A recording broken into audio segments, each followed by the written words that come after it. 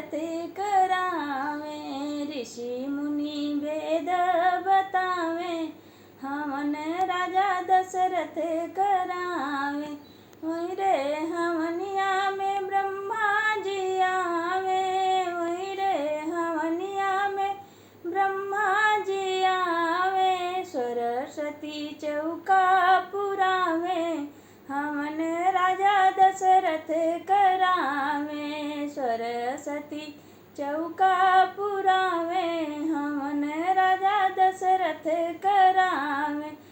ऋषि मुनि वेद बतावे, हवन राजा दशरथ करावे।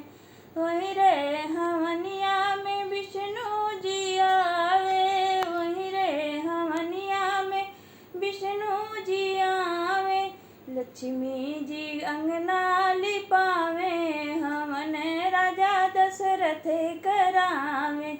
लक्ष्मी जी अंगना लिपावे, हवन राजा दशरथ करावे। ऋषि मुनि वेद बतावे, हवन राजा दशरथ करावे। वहीं रे हवनिया में गणपति जी आवे, वहीं रे हवनिया में गणपति जी आवे। रिद्धि सिद्धि वेदी बनावे, हवन राजा दशरथ करावे। रिद्धि सिद्धि वेदी बनावे, हवन राजा दशरथ करावे।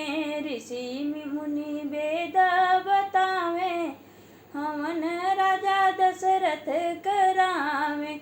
वहीं रे हवनिया में राम जी आवे, वहीं रे हवनिया में राम जी आवे। सीता माता चौका पुरावे, हवन राजा दशरथ करावे। सीता माता चौका पुरावे, हवन राजा दशरथ करावे। ऋषि मुनि वेद बतावे, हवन राजा दशरथ करावे।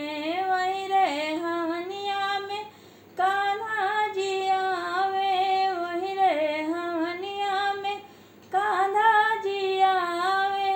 राधा रानी चौका पुरावे, हवन राजा दशरथ करावे। राधा रानी चौका पुरावे, हवन राजा दशरथ करावे। ऋषि मुनि वेद बतावे, हवन राजा दशरथ करावे।